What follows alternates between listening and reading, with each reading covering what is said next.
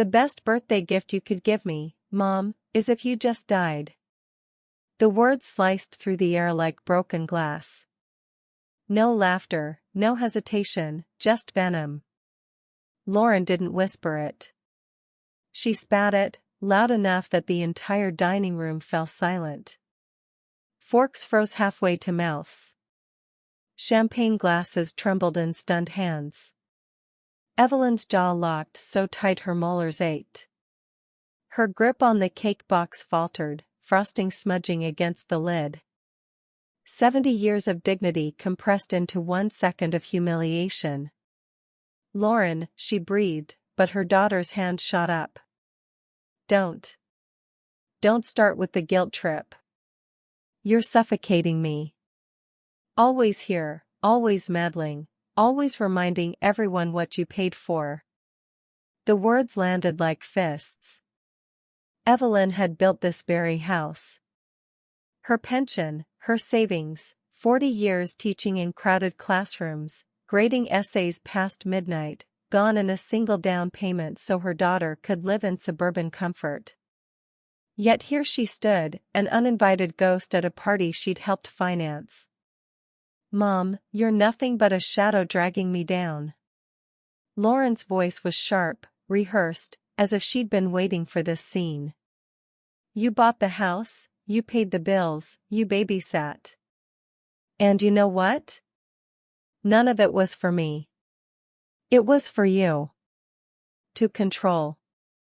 To keep me chained. Jason, the son-in-law, leaned back in his chair, smirking. Not a word of defense.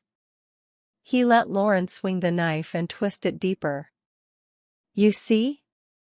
Lauren turned to the table of friends, neighbors, colleagues. She acts like she's the saint, but it's all just leverage. She's been waiting for me to grovel at her feet. Well, I'm done. I don't want her money. I don't want her pity. I don't even want her alive. The silence broke into nervous chuckles. Someone muttered, she didn't mean it. But Lauren's glare cut that excuse short. Evelyn's throat burned. She wanted to shout, I gave you everything. Instead, her nails dug into her palm until the skin split. No tears. Not here. Not in front of these people. Lauren pressed harder. Look at her, standing there with that stupid cake, like I'm still 12 years old. Newsflash, Mom, I don't need you. You're not the hero you think you are. You're just a pathetic, clingy old woman who should have retired into silence years ago. Every word was a scalpel carving away the last remnants of respect. Evelyn straightened her spine, forcing herself not to tremble. Inside, rage and heartbreak collided, boiling, clawing for escape. Her mind replayed decades, late nights marking papers to pay tuition, selling her husband's watch to cover medical bills, canceling her own vacations to rescue Lauren from debt. All dismissed as manipulation. Say something, Mom, Lauren demanded, eyes gleaming with cruel satisfaction. But Evelyn didn't. Her silence wasn't weakness, it was the only shield left. Her teeth clenched, her chest tight, her breath sharp as broken glass. Jason finally spoke, voice dripping mockery. She won't. That's the trick. Evelyn thrives on martyrdom. Look at her, eating up the sympathy. The table laughed, uneasy but obedient. Evelyn's ears rang. Blood pounded in her temples. The cake slid from her arms, landing on the marble counter with a dull thud. Candles bent. Chocolate smeared. A ruin, just like her trust. Lauren snorted. Perfect. Even the cake is pathetic. The humiliation was total. Evelyn's body screamed to flee, but her soul whispered something else, remember this. Every laugh, every sneer, every word that stripped her bare. Remember it. Because tonight wasn't the end. It was ignition. Evelyn didn't move. Not when the cake slumped sideways, not when Lauren's laughter rippled through the table, not when Jason raised his glass like he was toasting her downfall. Her fingernails dug deeper into her palm, carving crescents into her skin. Pain kept her steady. Her jaw locked so hard she could almost hear the bone creak. Inside, something cracked.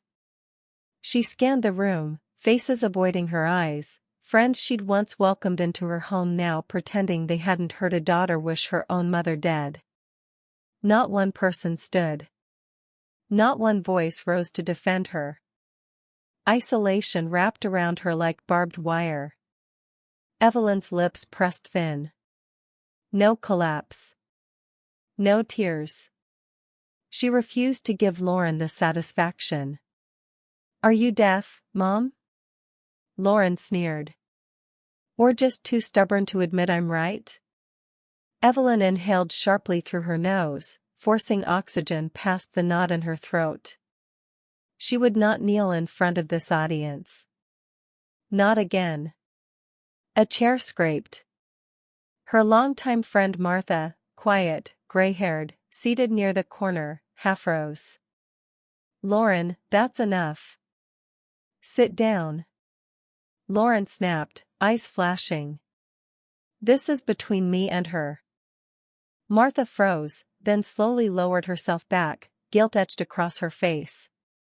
The humiliation was complete. Evelyn could almost hear the dominoes falling, every sacrifice she had made, every hour she had worked, every dollar she had poured into Lauren's life, toppling into nothing. Her teeth ground until her gums burned. Is this what I raised? Is this my legacy? She remembered the pneumonia at age 5, the dress for prom, the tuition checks written with hands blistered from overtime shifts. All of it reduced to control. The ache in her chest wasn't just heartbreak, it was fury, white-hot and unrelenting, pressing against the cage of her ribs. But her voice, when it came, was low. Controlled. Almost frightening in its calm. "You've said enough, Lauren." The table hushed. Lauren blinked, unprepared for steel in her mother's tone. Evelyn's shoulders squared.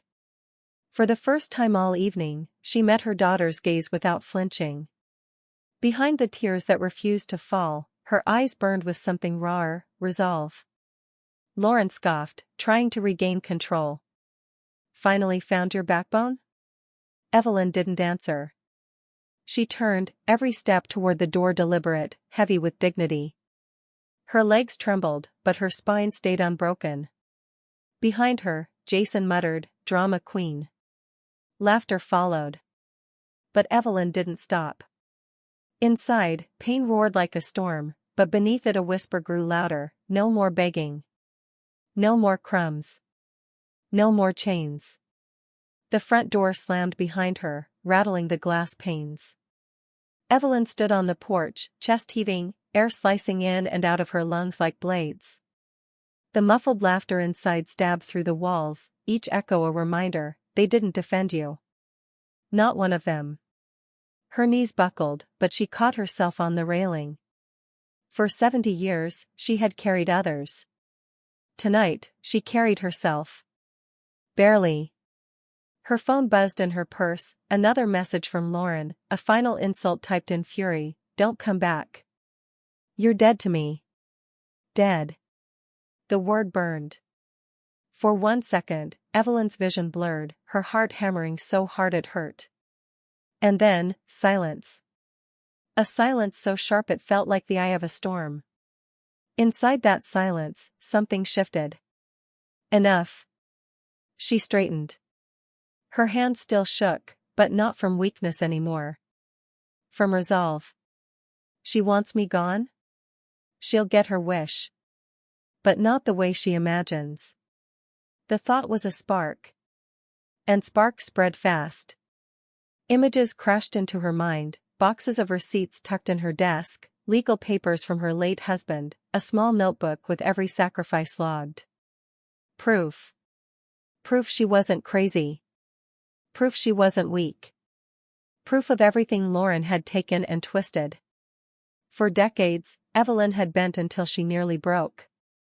Tonight, she stopped bending. She turned toward the dark street, the cold night air biting her cheeks. She didn't feel small anymore. She felt awake. Her mind replayed her daughter's words, each syllable a nail in a coffin Evelyn refused to climb into. "You're nothing but a shadow. You did it all to control me. I don't even want you alive." Fine. If death was the gift Lauren craved, Evelyn would give her a version of it. A disappearance so complete it would rip the scaffolding out from under Lauren's carefully curated life. Evelyn inhaled deeply, her chest expanding with something sharper than grief. Decision. Tonight wasn't an ending. It was a line in the sand. She walked down the steps, each footfall steady, carrying her away from humiliation and towards something new, something dangerous, something just for her. Behind her, the party roared back to life. But Lauren didn't know that her words had awakened a storm she could never control. And storms always leave wreckage. The apartment was silent when Evelyn returned, but her chest was still echoing with Lauren's cruelty. "Dead to me." The words clung like tar. She didn't sit down. She went straight to the desk. The drawer slid open, and the truth came spilling out, decades of receipts, contracts, and statements. Each one was a grave marker for the sacrifices she had made. $42,000 for tuition. $35,000 for a wedding. $150,000 for the down payment. Her hands hovered over the papers, then pressed them flat against the desk. Not obsession. Proof. Evidence that her life had been drained for someone else's comfort. Then her eyes fell on the leather-bound book. Her husband's ledger. She hadn't touched it since the funeral. She opened it slowly, and there it was, his neat handwriting, steady and bold.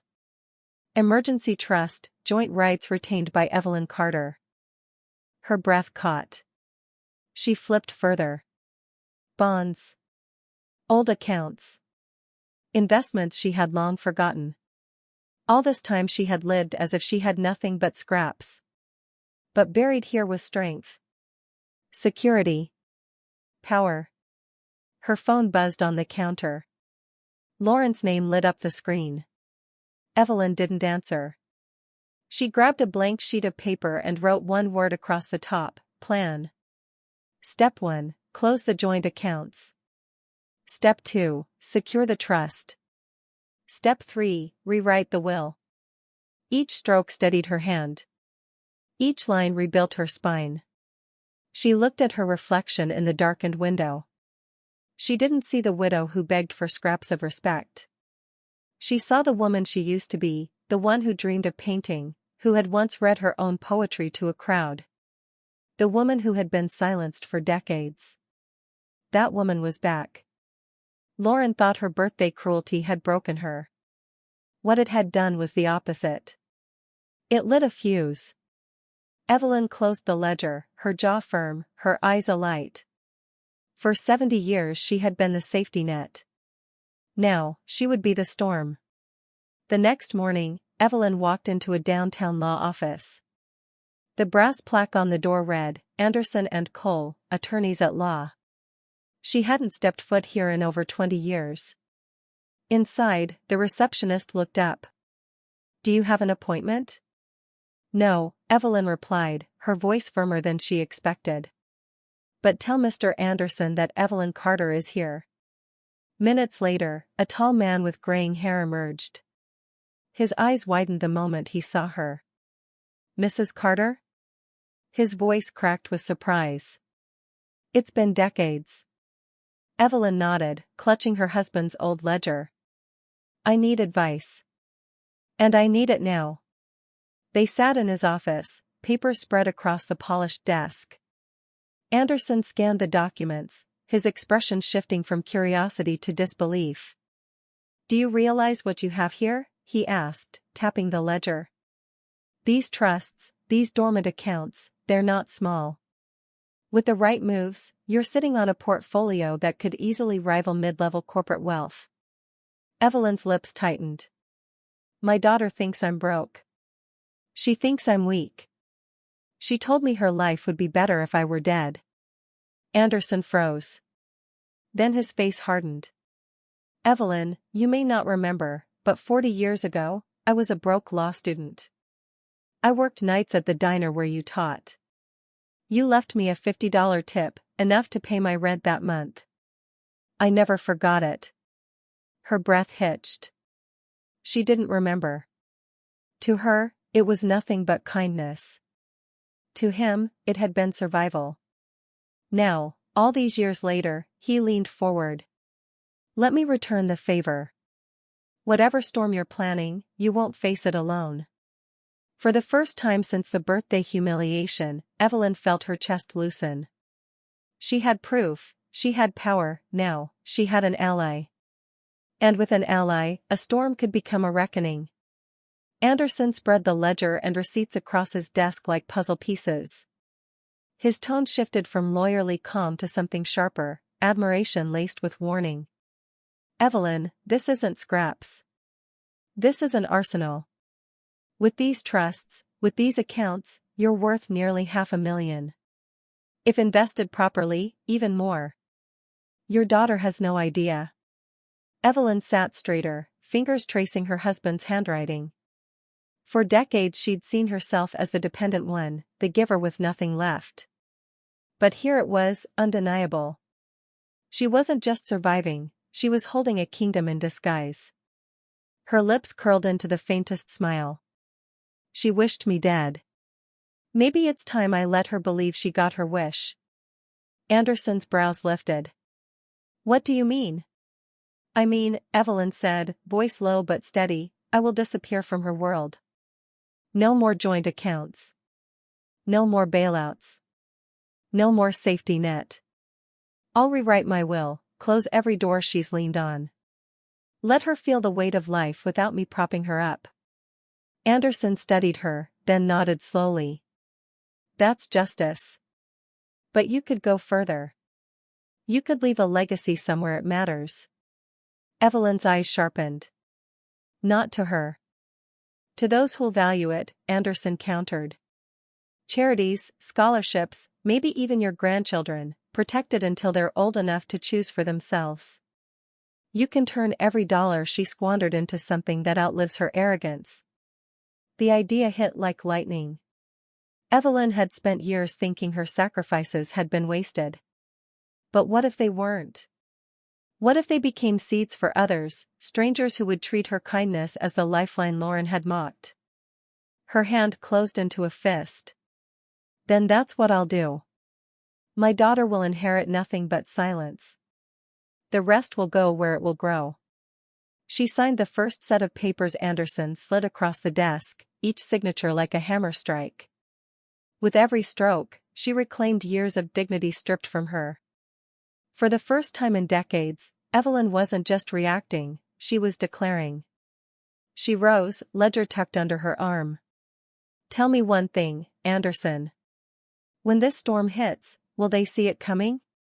Anderson's grin was grim. Not until it's too late.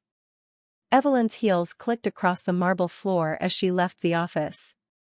Her humiliation had been public. So would her reckoning. Lauren wanted her mother gone. Soon, she would be.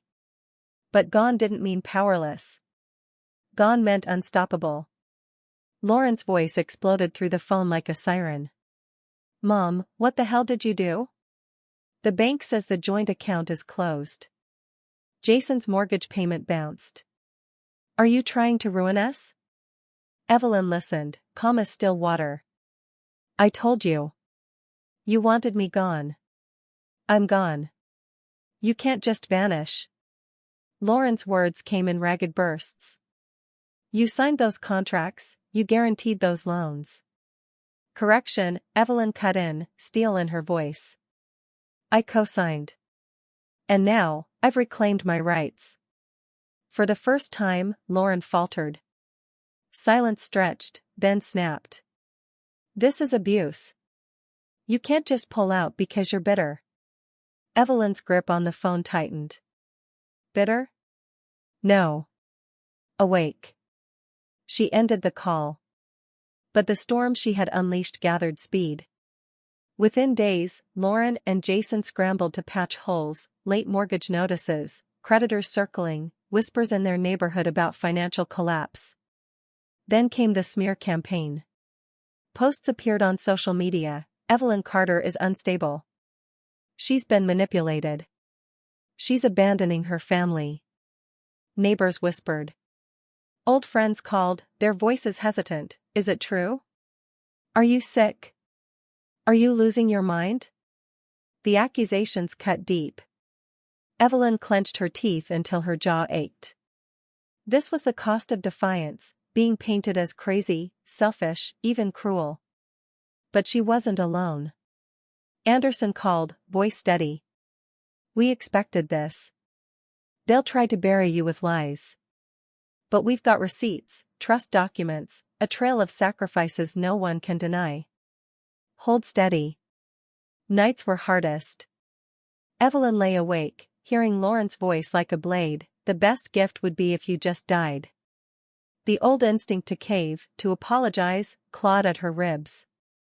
Yet every morning she rose, opened the ledger, and reminded herself, she was not the parasite. She was the pillar. And now that pillar had stepped away, the house of cards was trembling. Still, danger loomed. Jason hired a lawyer, filing a claim that Evelyn was mentally unfit and had been coerced into cutting ties. The words made her blood boil. The very people who drained her dry now wanted to strip her of her sanity too. The risk was real. One wrong step, one doubt in a judge's mind, and everything she reclaimed could vanish. But Evelyn wasn't the frail woman they remembered. She was the storm. And storms didn't beg, they consumed. The courthouse buzzed with tension.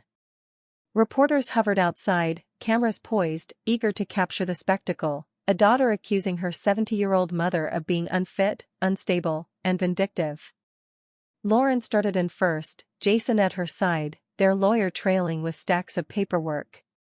She wore victory on her face like perfume. We'll show them, she whispered to Jason, loud enough for Evelyn to hear. She's done. Evelyn entered moments later, shoulders squared, Anderson at her side. No makeup, no theatrics, only the ledger, the receipts, and the quiet fire in her eyes. The hearing began.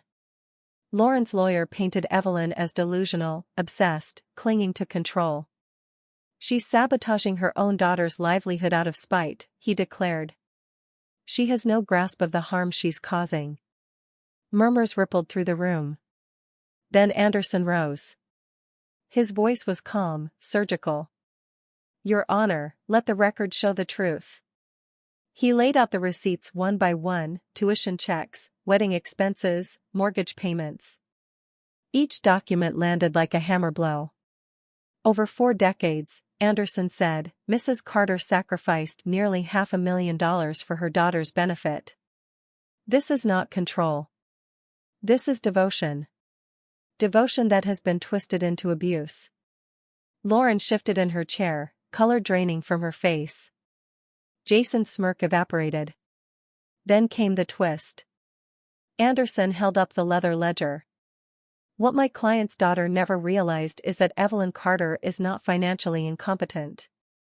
She is solvent, strategic, and in full control. Her husband's trust-preserved assets beyond what the family ever knew. She has exercised her rights lawfully, rights that do not belong to her daughter. Gasps erupted. The judge leaned forward, eyes narrowing. Mrs. Carter, is this true? Evelyn stood, her voice steady as stone. Yes, Your Honor. I have lived humbly. I have given freely. And when my daughter told me the best gift would be for me to die, I chose instead to live. On my terms. Silence crashed over the courtroom. Lauren opened her mouth, but no sound came. The judge delivered the ruling swiftly.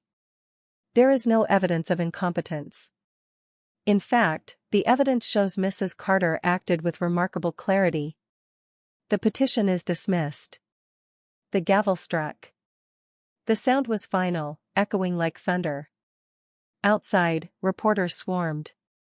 Mrs. Carter, do you have a statement? Evelyn paused at the courthouse steps. Her gaze was sharp, her words clean. Love is not servitude.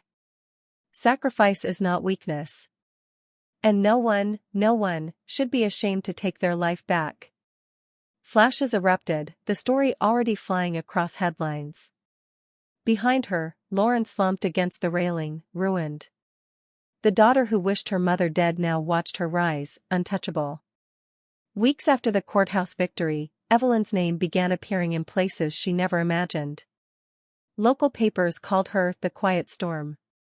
Community groups invited her to speak. Strangers mailed letters, some scrawled in shaky handwriting, "Thank you for showing women like me we are not powerless." But Evelyn wasn't chasing fame. She was building something that would last. The first step was her will. With Anderson's guidance, she rewrote every clause. Lauren was cut out entirely. Instead, the money would fund scholarships for students from low-income families, kids who reminded Evelyn of her own students who once borrowed lunch money just to make it through the day. She also set up a trust for her grandchildren, locked until adulthood. They'll inherit when they can stand on their own, she told Anderson. Not a second earlier. The decision wasn't bitter, it was clear. For the first time, Evelyn's love was no longer a leash. It was a ladder. One evening, she stood in her small apartment, packing a suitcase. Not to flee this time, but to travel, Paris, Florence, Vienna. Cities she once only dreamed of. The silk scarf she'd bought years ago still hung in her closet, tags untouched. She folded it into the suitcase, smiling. Her phone buzzed on the counter. A text from Lauren blinked across the screen. "I was wrong. Please. I need you." Evelyn stared at it, then turned the phone face down. Some apologies come too late. Instead, she opened her laptop and began drafting a letter, not to Lauren, but to the community. My story is not just mine. Too many mothers and fathers give until they are hollow, believing sacrifice is the same as love. It is not. Love requires respect. Without it, sacrifice becomes self-destruction. If you see yourself in my story, know this: you are not too old to take your life back. You are not too late to be free. When she finished, she hit send. The letter went viral within days. Blogs, podcasts, even national news outlets picked it up. Evelyn Carter had become a symbol, not of revenge, but of rebirth. On her last night before boarding the plane to Europe, Evelyn stood by her window, city lights flickering below. She raised a glass of red wine, whispering to herself. To storms that free us. To lives that begin again. For the first time in 70 years, Evelyn felt truly alive. At its heart, this story reminds us that love without respect is not love at all, and that reclaiming your dignity is never too late. True strength often rises from the very moments we're underestimated. Now, I'd love to hear from you. What are your thoughts on Evelyn's journey? Have you ever faced a moment where you had to take your life back? Share your story in the comments below, I'll be reading them. Thank you so much for watching, and until next time, stay strong, stay hopeful, and I'll see you in the next story.